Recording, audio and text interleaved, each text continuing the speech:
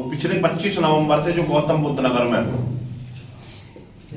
2 मुद्दों को लेकर के गौतम बुद्ध नगर का किसान और मजदूर जो ग्रेटर नोएडा प्राधिकरण से महापंचायत और महापड़ाव में शुरुआत हुई थी, वो यमुना विकास प्राधिकरण से होते हुए और दलित प्रेरणा तक पहुंची थी।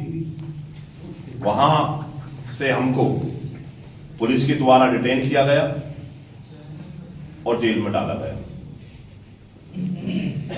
4 तारीख में पुनः हमको रिहा किया गया।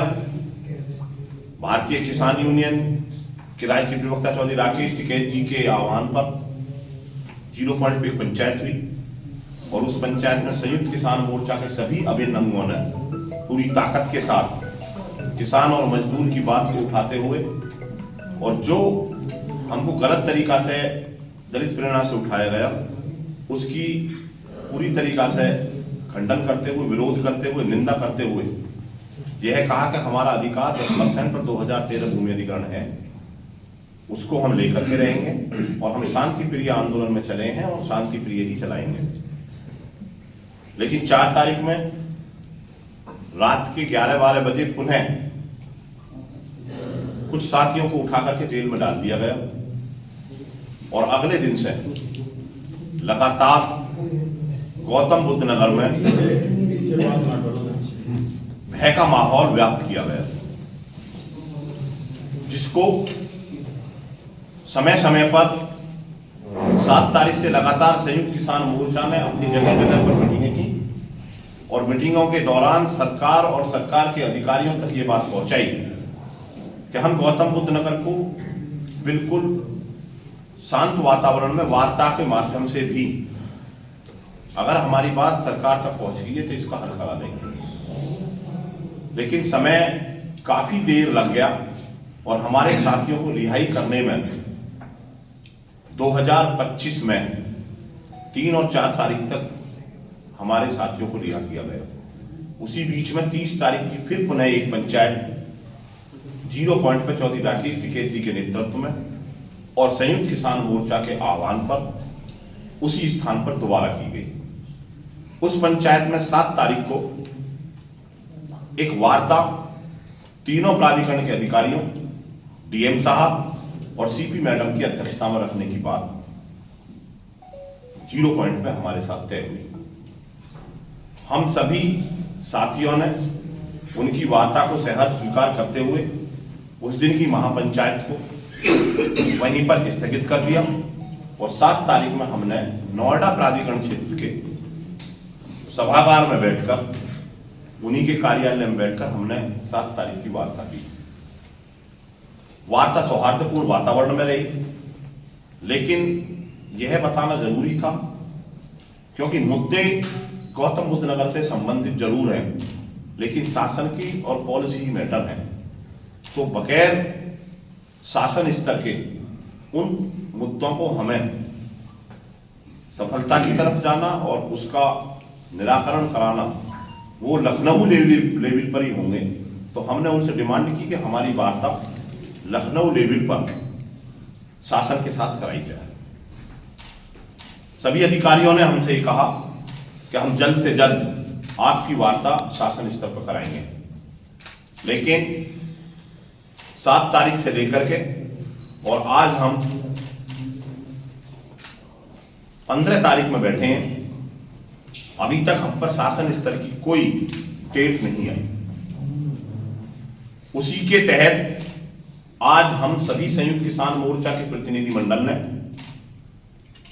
नोएडा गौतम बुद्ध नगर की सीपी मैडम के साथ में पुनः एक बार मीटिंग की और उस मीटिंग में हमने पुनः उन्हीं मुद्दों को दोबारा से उनके सामने रखा और हमने उनको यह भी याद दिलाया कि गौतम बुद्ध नगर को शांति की पटरी पर लाने में तमाम किसान संगठन और किसान और मजदूर का जो सहयोग है उसको आप वार्ताओं के माध्यम से उनके मुद्दों को हल कराएं, अन्यथा की स्थिति में हमें पुनः फिर किसी बड़े आंदोलन में और बड़े महापंचायत में जाना पड़ेगा। आज सीपी मैडम ने हमको आश्वस्त किया कि जल्द से जल्द हम आपकी वार्ता वहां कराएंगे। उसी को लेकर के हमने आपके यहाँ बीच में ये प्रेस वार्ता रखी गई है। हमारे कुछ मुद्दे हैं जिनको हम आपके माध्यम से अपने किसान और मजदूर तक पहुंचाना चाहिए। ये आंदोलन संयुक्त किसान मोर्चा के आह्वान पर चल रहा है। बहुत ही शांतिपूर्ण ढंग से इसकी एक मजबूती के साथ शुरुआत की गई।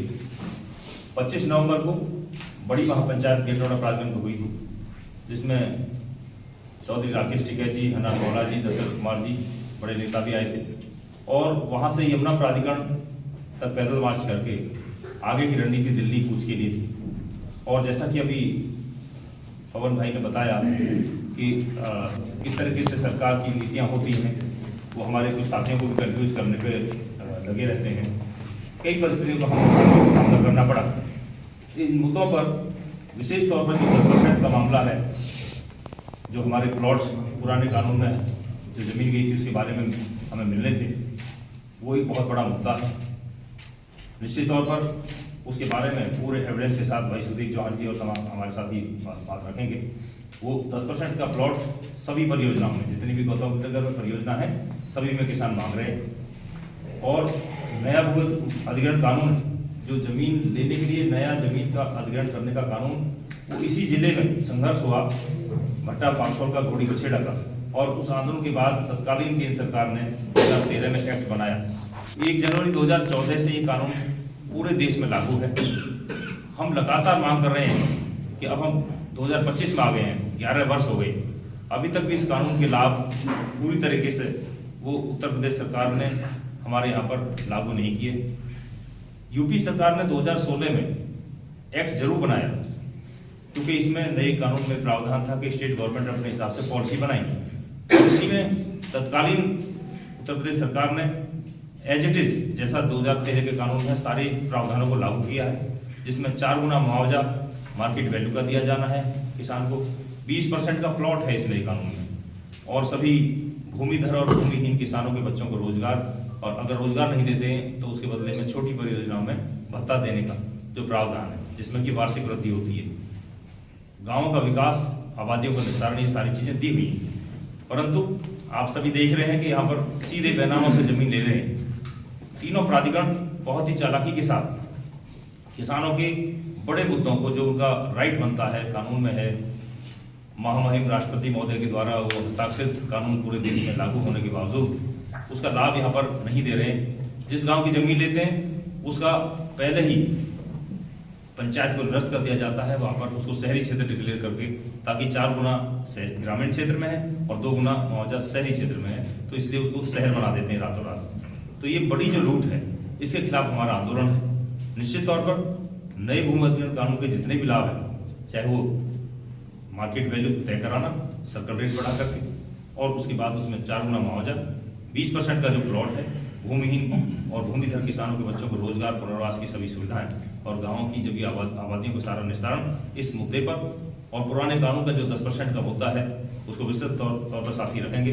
हम इन पर पूरी तरह से मजबूती के साथ आंदोलन को आगे बढ़ाएंगे। और जैसा कि अभी हमारी जो वार्ता हुई थी हमारी सीपी मैडम से, अभी हम वार्ता करके आए थे, तो उसमें हमने यही बात रखी है। इससे पहले भी हमारी 7 तारीख को जिला प्रशासन के अधिकारी, जिसमें डीएम साहब और प्राधिकरण के अधिकारी, सीओज वगैरह थे, उसमें ये तय हुआ था कि सभी विभाग जितने भी हैं, इनके साथ हमारी वार्ताएं अलग अलग होनी है, जो स्थानीय मुद्दे हैं, और जो 10% का प्लॉट का मामला है और जो नए कानून का मामला है, इस पर जल्दी शासन स्तर की वार्ता हमारी होनी है, जिसके लिए अभी उम्मीद है कि 26 तारीख से पहले हमें समय मिल जाएगा।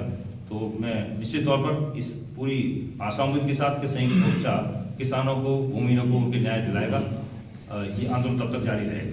धन्यवाद। देखिए, एक बड़ी एम्बिग्यूटी मीडिया के माध्यम से या सोशल मीडिया पर जब आंदोलन को लेकर फैलाई जाती है कि आखिर ये लोग आंदोलन में आते क्यों हैं, तो बड़ा मैं संक्षेप में बताता हूँ, और इसको मैं बड़ा एक सीधा क्लियर कट प्रोसेस बताता हूँ। जो एक्विजिशन हो जाए है, ये 3 लेयर प्रोसेस है, और एक्विजिशन को एक सिंगल लेयर प्रोसेस मान लेना कि एक ही बात में केवल पैसा देना ना एक्विजिशन नहीं होता। एक्विजिशन 3 चीजों पर निर्धारण करता है, जैसा कि प्राइमरी जो पैसे वाली दर, जिसको उस दिन का एक बाजार मूल्य बोला जाता है, जैसे मेरे बड़े भाई और हमारे संयोजक सुनील भाई ने बताया कि वो बाजार दर तय करने के लिए केवल सर्किल रेट को या फिर जो करार नियमावली प्राधिकरण बनाता है, वो एक पार्ट होता है भूमि अधिग्रहण का।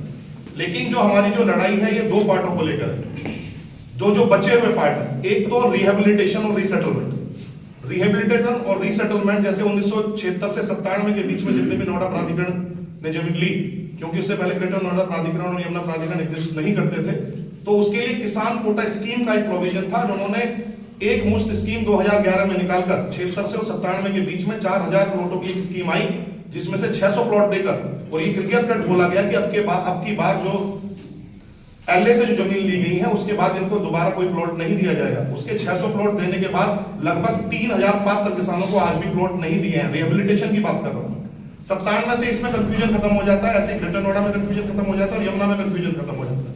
इसमें क्लियर कट इंस्ट्रक्शन ये थे कि आपको जितनी भी जमीन ली जाएगी उसका 10% आपको आवासीय प्लॉट दिया जाएगा। और ये जो हमारी 10% की जो लड़ाई है यहीं से शुरू होती है कि आवासीय प्लॉट 10% का जो आज तक नहीं दिया गया है। और इन्होंने प्राइमरली ये 10% था और फिर बोर्ड मीटिंग के प्रोविजन में कोर्ट नहीं गए और बिना कोर्ट जाए इन लोगों ने उसको 5% किया, जिसमें ना किसी न्यायालय का संज्ञान लिया और केवल बोर्ड मीटिंग में ही वो निर्णय लिए। और इस प्रक्रिया को जब गलत माना गया, गजराज का निर्णय आया, उन्होंने बोला कि आपने अर्जेंसी क्लॉज लगा के जमीन ली है और ये जमीन लेने का गलत तरीका है, आपको 10% प्लॉट देना पड़ेगा और 64.7% एडिशनल कॉम्पनसेशन देना पड़ेगा। तो मैं दूसरी प्रक्रिया में दोबारा वही कहता हूं, जो रिहेबिलिटेशन और रीसेटलमेंट 10% के प्लॉट है, हमारी उसके लिए लड़ाई है। ऐसा नहीं है कि हम कोई नई अनजस्टिफाइड डिमांड लेके यहाँ पर रोडों पर उतरे हुए हैं। और सबसे लास्ट वाला जो पार्ट होता है सोशल इंपैक्ट वाला। सोशल इंपैक्ट में हमारा एजुकेशन का, एम्प्लॉयमेंट का और साथ साथ जो सोशल इंपैक्ट, साथ साथ कामगार, मजदूर, ऐसे वर्ग जिनके पास जो भूमिहीन लोग थे, वो सोशल इंपैक्ट आता है, क्योंकि उनकी जीविका जो डिपेंड करती है वो भूमिधर लोगों पर डिपेंड करती है, जो जिसके पास भूमि है, जिन लोगों के पास। उनके सोशल इंपैक्ट के पार्ट को ना तो कभी ग्रेटर नोएडा ने सेटल करा, ना नोएडा ने सेटल करना, आज यमुना सेटल करता है। जब भी हम किसानों और मजदूर की बात करते हैं, उनको 40 मीटर का जो प्लॉट दिया जाए, रिहेबिलिटेशन वाला जो प्लॉट दिया जाए, वो सोशल इंपैक्ट के दायरे में दिया जाए। और 10% का जो ये हमारी डिमांड है, ये गजराज से शुरू होती है। 14 मई 2015 को इन्होंने सुप्रीम कोर्ट से, पहले गजराज का निर्णय आता है और गजराज का निर्णय समान रूप से सबको लागू कर दिए देते हैं, और फिर ये सुप्रीम कोर्ट जाके सुप्रीम कोर्ट से अफर्म करती है नोएडा अथॉरिटी। उस टाइम चेयरमैन थे और सीईओ थे नोएडा, ग्रेटर नोएडा यमुना एक्सप्रेसवे के चेयरमैन भी थे तीनों अथॉरिटी के, रमन जी। वो जाके जब 14 मई 2015 में नोएडा प्राधिकरण हार जाता है, तो वो संयुक्त निर्णय 19 मई 2015 को वो संयुक्त एक अपील निकालते हैं, जो कई बार हम आपको अपील दिखाए हुए हैं कि भाई अब 5-6 के स्थान पर, यानी 5% नोएडा में, 6% ग्रेटर नोएडा में और 7% यमुना के स्थान पर 10% का प्लॉट दिया जाएगा और 64.7% अतिरिक्त मुआवजा दिया जाएगा। और यद्यपि माननीय सर्वोच्च न्यायालय के अनुपालन में 10,000 करोड़ का वित्तीय प्रभार पड़ेगा, यानी कॉस्ट कैलकुलेशन जो 64.7% के एडिशनल कॉम्पोजिशन की और 10% के प्लॉट को मानते हुए 6 माह के अंदर इसको सेटल कर दिया जाएगा। जब माननीय न्याय सर्वोच्च न्यायालय, देखिए एपेक्स कोर्ट से कोई भी कोर्ट ऊपर नहीं होती, और जो संविधान आर्टिकल 14 जो न्याय से पहले समानता का अधिकार जो जज साहब ने दिया, संविधान के दायरे में चाहे वो डेमोक्रेसी के तीनों पिलर हो, अधिकारी हो, नेता हो या कोई आमजन हो, वो संविधान के दायरे में समान रूप से आते हैं। तो हमारी जो लड़ाई इन मुद्दों को लेकर है वो स्पष्ट है कि एक ही डिसीजन में जब 64.7% एडिशनल कॉम्पनसेशन आप देते हैं, तो 10% जो निर्णय का दूसरा वाला भाग है वो आपको बिल्कुल उसी आपको मुतमिन होते हुए कोर्ट से वो देना पड़ेगा। इसको लेकर करते हैं, अपील के माध्यम से पढ़ते हैं। और एक और पॉइंट जो हम लगातार बोलते हैं कि जब 64.7% एडिशनल कॉम्पनसेशन देते हैं, तो उसमें से भी 10% की राशि हमारी काट लेते हैं, क्योंकि इनको पता था कि इनको एडिशनल 5% के प्लॉट और देना है। तो मेरा आज जो इन मुद्दों को, देखिए बहुत ज्यादा टेक्निकल चीजें कहने से या बताने से, हमने अभी जो प्रोसेस चल रहा है एनक्लोजर्स का चल रहा है। न्याय एक प्रक्रिया है, न्याय जो है वो कभी भी, और इसीलिए पहले आपका डिस्ट्रिक्ट कोर्ट होता है, फिर हाई कोर्ट होता है, फिर सुप्रीम कोर्ट होता है। और जो ये आंदोलन की अभी हमारी जो प्रक्रिया चल रही है, हम न्याय को पाने के लिए सिलसिलेवार अपनी दलील, अपने सबूत, अपने लोग, संस्थान से ऊपर उनके सचिवालय, सचिवालय से ऊपर मुख्य सचिव और मुख्य सचिव के बाद फिर मुख्यमंत्री महोदय का जो दरवाजा है, वो हमारे संयोजक और हमारे बड़े भाई पवन खटाना जी और पूरी इनकी टीम के साथ एक टीम के रूप में इसमें आगे बढ़ रहा है। और 10% का प्लॉट बिल्कुल क्लियर कट, वेल डॉक्यूमेंटेड, कोई भी डिमांड अनजस्टिफाइड नहीं है। इसके लिए हमारे पास हुआ है। तो संयुक्त किसान मोर्चा पूरे देश में है, जिसमें एक संयुक्त किसान मोर्चा गैर राजनीतिक है और एक संयुक्त किसान मोर्चा है। दोनों संयुक्त मोर्चाओं में भी 18 तारीख को एक बड़ी मीटिंग होकर के दोनों संयुक्त किसान मोर्चा एक साथ होने की पूरी संभावना है। और हम आशा और उम्मीद के साथ बैठे हैं कि वो भी दोनों संयुक्त मोर्चा एक साथ मिलकर के इस किसान और मजदूर की लड़ाई को आगे बढ़ाएंगे। उसी के तहत 26 जनवरी को पूरे देश में एक ट्रैक्टर तिरंगा मार्च संयुक्त किसान मोर्चा के आह्वान पर निकाला गया। गौतम बुद्ध नगर का किसान भी 26 जनवरी को ट्रैक्टरों पर अपना अपना झंडा और अपना अपना तिरंगा लेकर के इस गौतम बुद्ध नगर में एक मार्च करेंगे। हम लोगों को अवेयरनेस करेंगे और 26 से पहले हमारी शासन स्तर पर जो भी वार्ता होगी उसको भी आपके माध्यम तक पहुंचाकर सभी किसानों मजदूर तक पहुंचाएंगे। ये हम आपको और आपके द्वारा सभी किसान और मजदूरों को ये आश्वासन देना चाहते हैं कि किसी के बहकावे में और भ्रमितता में आने की जरूरत नहीं है। संयुक्त किसान मोर्चा मजबूती के साथ आपकी हर बात को हर पटल पर पहुंचाने में लगा हुआ है और बिल्कुल हम ये भी नहीं चाहते कि हमारी वजह से किसी को कोई परेशानी उत्पन्न हो।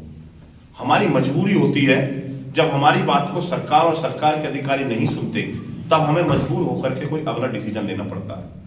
अब चूंकि माननीय मुख्यमंत्री जी और मुख्य सचिव और डीजीपी महोदय तीनों के संज्ञान में ये बड़ा मुद्दा हमारा चल रहा है, तो हमें वार्ता के माध्यम से इस समस्या का समाधान कराना चाहिए। अगर हमें किसी भी तरीका से किसी भी अधिकारी के द्वारा यह महसूस होगा कि यह हमारे 10% और 2013 के अधिग्रहण को डाइल्यूट करना चाहता है, यहां के किसानों को उसका लाभ नहीं दिलवाना चाहता, तो हम उस अधिकारी के खिलाफ बड़े आंदोलन का बिगुल भी फूंकने से नहीं चूकेंगे। हमने सीधा कह दिया कि जो जेवर एयरपोर्ट दुनिया के नक्शे पर एक बड़ा इंटरनेशनल एयरपोर्ट बनने जा रहा है, किसान की जमीन पर बन रहा है, माननीय मुख्यमंत्री जी ने कहा है कि वहां पर कोई भी ऐसी लाभ की चीज देने में अधिकारी कोताही ना बरतें कि जिससे कि किसान अपने आप को छला और ठगा महसूस करें। तो अधिकारियों से भी हमारा कहना है कि कलम को इतने तेज तरीका से लिखें कि जिससे कि उनके कोई अधिकारों में कमी ना रहे। जो विस्थापन के गांव हैं उनकी विस्थापन नीतियों में कमियां हैं, एयरपोर्ट में बहुत सी समस्या है। हम कहना चाहते हैं कि 4300 का जो मुआवजा माननीय मुख्यमंत्री जी ने दिया है उसका धन्यवाद, लेकिन हम 4300 पे ही संतुष्ट हो जाए, ये हम आज भी कहेंगे कि हमें और चाहिए, क्योंकि जमीन जाने के बाद हमारे पास कुछ नहीं बचता है।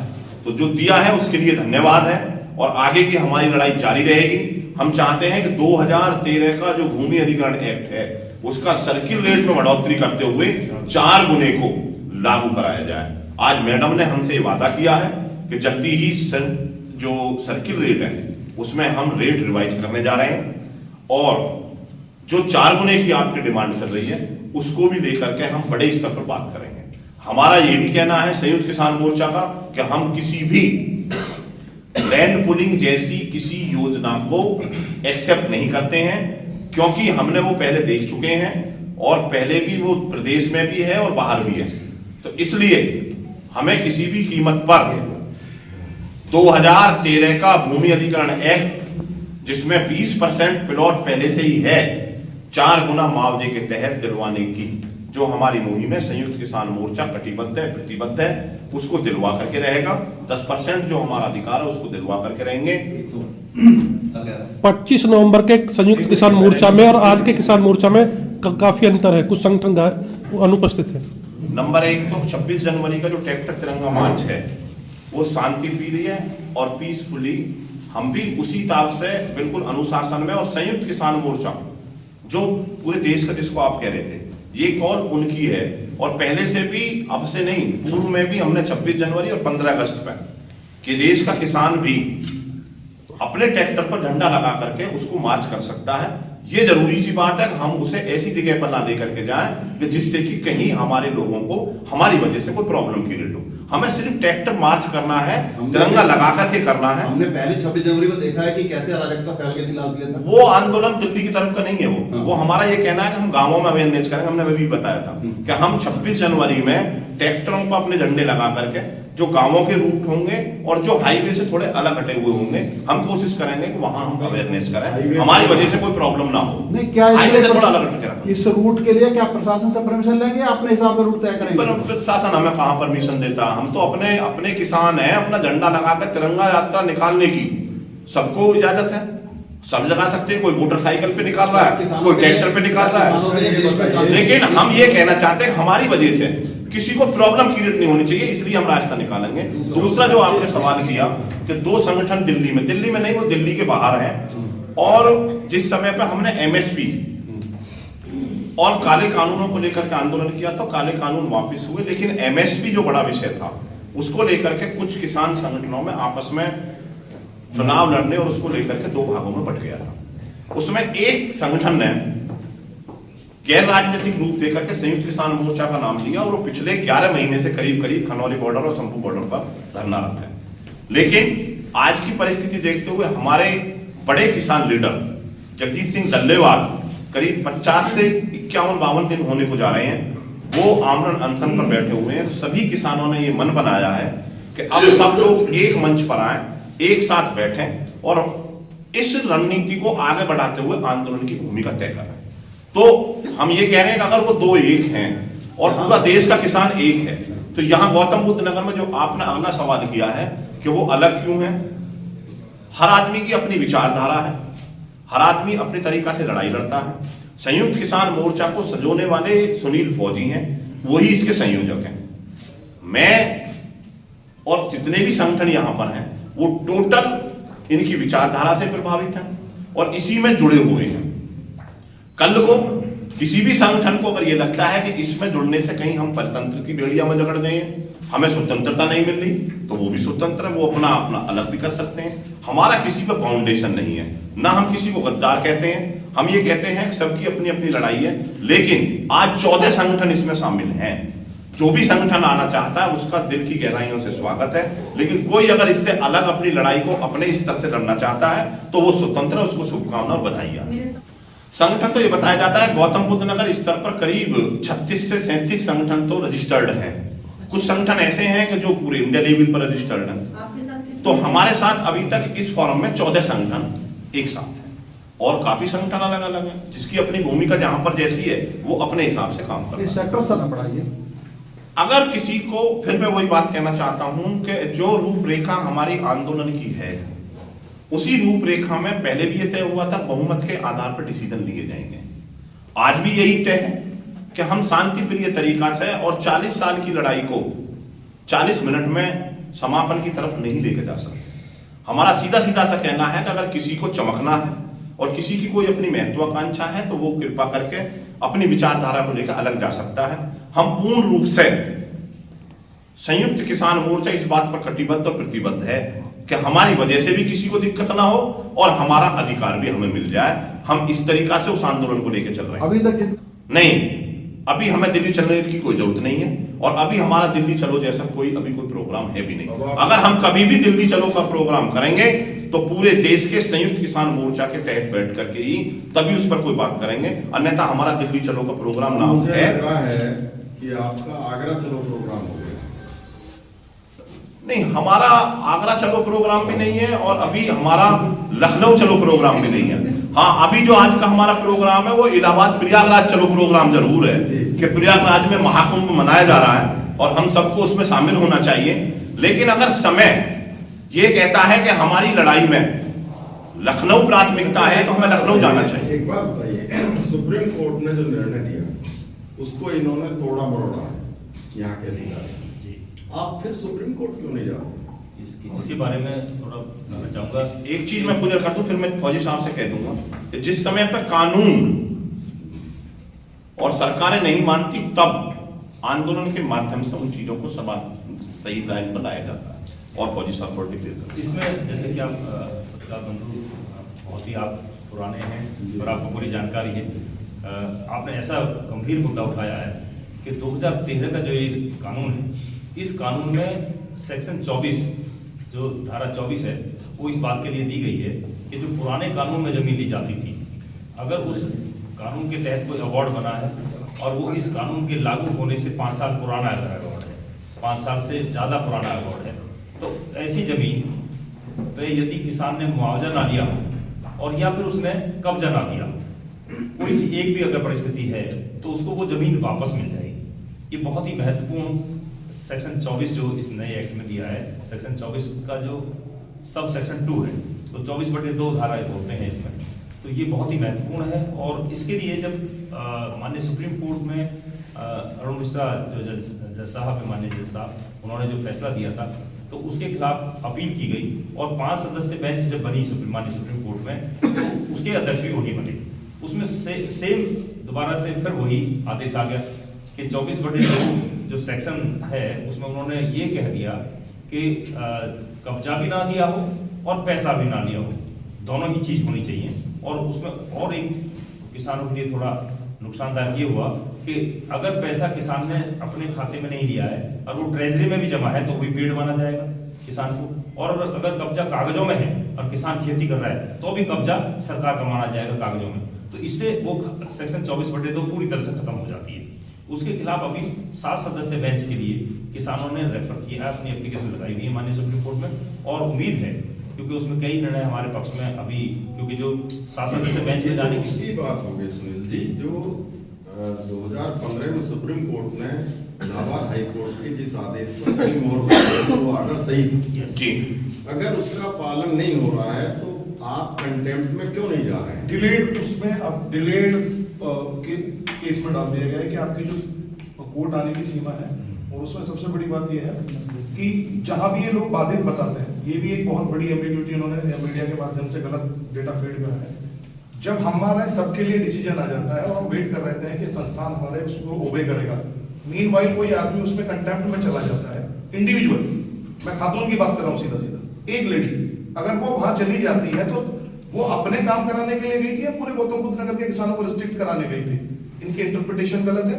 उन्होंने बोला कि सब्जेक्ट टू पटिशनर है तो खातून है, हम खातून नहीं है, हम तो वो हैं जिनकी अपील कोर्ट में थी। हम उनको जो सार्वजनिक अपील 18 मई 2015 में उसको देकर हम वापस आ गए। या हम वो लोग हैं जो 64.7% का हमने कंपनसेशन लेके गजराज का हमने अपनी रिट वापस कर ली। हम वो लोग हैं जो सरकार के कॉपरेशन में थे। अगर हम सरकार के कॉपरेशन में नहीं होते तो शायद हम सब लोग भी हाई कोर्ट और सुप्रीम कोर्ट चले जाते। देखिए, ये जो आपकी बातें बड़ी टेक्निकल चीजें हैं, संस्थान और ये जो मीटिंग हुई थी हमारी माननीय मुख्यमंत्री महोदय से गौतम बुद्ध नगर यूनिवर्सिटी में मीटिंग हुई, उन्होंने स्पष्ट रूप से आदेश दिया था। मेरी छोटी सी जानकारी जितनी है जी, उसके अनुसार कंटेम्प्ट में जाने के लिए कोई टाइम बार नहीं होगा जी। आप कंटेम्प्ट में कभी भी जा सकते हैं कि आपके आदेश को नहीं मानते। कंटेम्प्ट में कौन जा सकता है? कंटेम्प्ट में वो जा सकता है जो पहले पटिशनर रहा हो।